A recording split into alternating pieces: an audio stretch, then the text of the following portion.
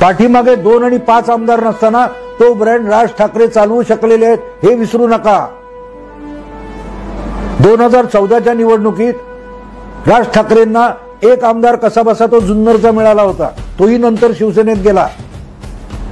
म्हणून राज ठाकरेंकडे असलेला ठाकरे ब्रँड पतन झालं नाही, संपला नाही. एकही आमदार किंवा काही आमदार आणि खासदार पाठीशी नसताना राज ठाकरेंनी आवाज चढवला तर चमत्कार घडत होता. रजा अकादमीने आझाद मैदानात धिंगाणा घातला तेव्हा कोण मैदानात उतरला होता?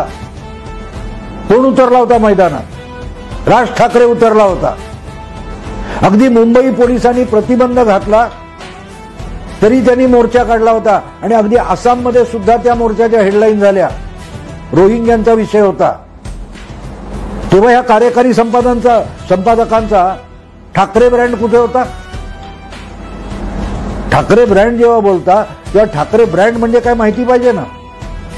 ते लक्षात आहे का? माहिती आहे का? काही वर्षापूर्वी आता 2014, 15, 16 कधीतरी पाकिस्तानी कलावंतांना हिंदी सिनेमात घेता कामा नयेत, कारण सीमेवर पाकिस्तान आपल्या सैनिकांना मारतो.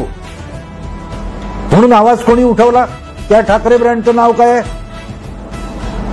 त्या करण जोहर किंवा शाहरुख खानच्या सिनेमांमध्ये पाकिस्तानी कलावंत, पाकिस्तानी गायक होते, त्यांचा सिनेमा लागू देणार नाही आवाज ज्याने दिला त्याला ठाकरे ब्रँड म्हणतात.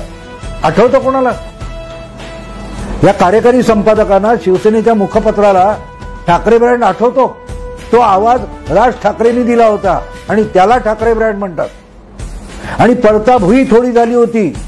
शाहरुख खान असो किंवा करण जोहर असो, हाता पाया पडायची वेळ आली त्यांच्या. मुख्यमंत्र्यांपर्यंत धावले देवेंद्र फडणवीसांसमोर आणि देवेंद्र फडणवीसांनी राज ठाकरेंनी त्यांना समोरासमोर बसून यापुढे पाकिस्तानी कलावंतांना घेणार नाही हे आश्वासन द्यायला भाग पाडलं होतं. तो ठाकरे ब्रँड. आमदार किती होते? हा जेव्हा शाहरुख खान आणि करण जोहरच्या सिनेमातला पाकिस्तानी कलावंतांचा विषय निघाला तेव्हा राज ठाकरेंच्या मागे आमदार किती होते? एक जुन्नरचा, तोही पळालेला.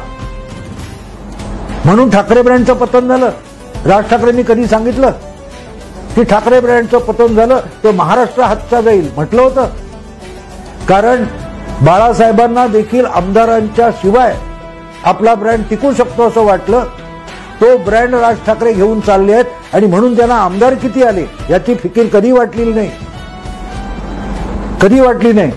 56 आमदार आणि महाराष्ट्राची सत्ता हातात असताना आज तुम्ही ठाकरे ब्रँडचं पतन होईल अशी भीती व्यक्त करता. त्याला ठाकरे ब्रँड म्हणत नाही, बाळासाहेबांचा वारसा म्हणत नाही. ठाकरे ब्रँडचं नेतृत्व जे करतात त्यांनी एक आवाज दिला तर घाम फुटला पाहिजे, त्याला ठाकरे ब्रँड म्हणतात. कारण कोणाच्या नादाला लागावं आणि कोणाच्या लागू नये आणि कोणी आपल्या नादाला लागू नये याचं भान बाळासाहेबांना होतं, त्याला ठाकरे ब्रँड म्हणतात. राज ठाकरे त्याच्यावर नजर ठेवून आहेत. ते आत्ता बोलणार नाहीत. आत्ता बोलणार नाहीत. ना कंगनाच्या विरुद्ध बोलणार, नाही बाजूने बोलणार. कशाला? तुम्ही मूर्खपणा केलाय तो राज ठाकरेंनी अंगावर घ्यायची काही गरज नाहीये. गेल्या लोकसभा निवडणुकीचे 1.25 वर्षापूर्वी मागे जा. राज ठाकरेंचा एकही उमेदवार निवडणुकीत उभा नव्हता.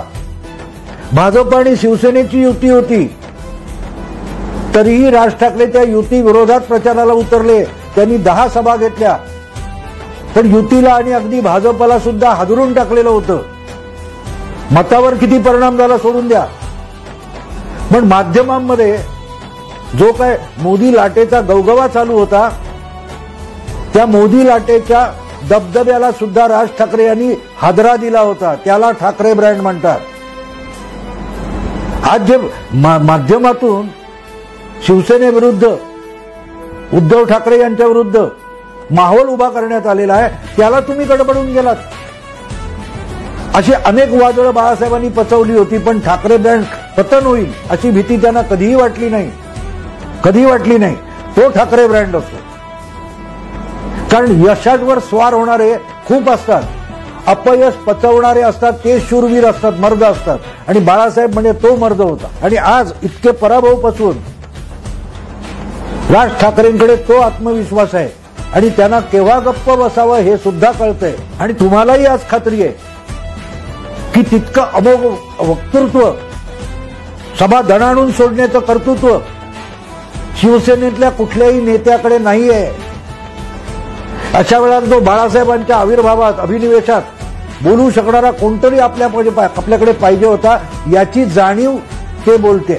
कारण राज सरकार एक दणदणीत वक्ता, नेता आपल्याकडे नाहीये याची वेदना त्यातून व्यक्त झाली आहे. आणि आत्ता जाणवतंय की राज आपल्या गोटात असता त्या सगळ्यांना, जे कोण टीका करतायत, कंगना असो, अर्णब असो, यांना शिंगावर घेतलं असतं राजने. याची जाणीव आणि वेदना बोलते की राज ठाकरे हे सुद्धा ठाकरे ब्रँडचे घटक आहेत.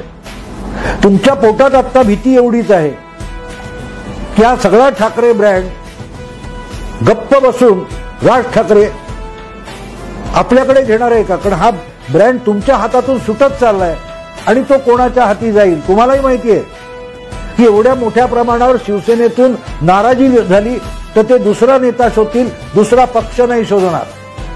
शिवसैनिक दुसऱ्या कुठल्याही पक्षात रममाण होऊ शकत नाही. त्याला शिवसेनेसारखीच संघटना, शिवसेनेसारखा पक्ष लागेल आणि तो पक्ष म्हणजे राज ठाकरेंचा महाराष्ट्र नवनिर्माण सेना आहे.